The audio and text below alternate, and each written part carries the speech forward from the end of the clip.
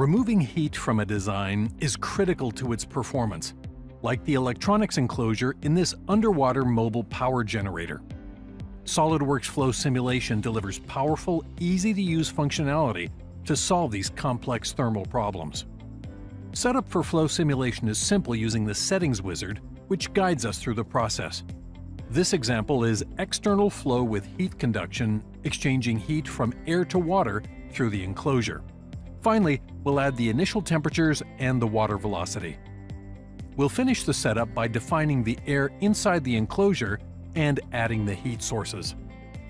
After running the simulation, we can quickly identify the locations with high heat transfer into the water. Flow trajectories make it easy to visualize both the internal airflow and external water flow with corresponding temperatures. With the new flux plot, users receive graphical feedback from the heat source to its removal.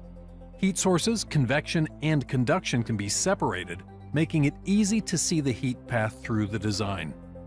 For even greater control, users can now create custom results visualization parameters using logical formulas to generate specific output from the simulation.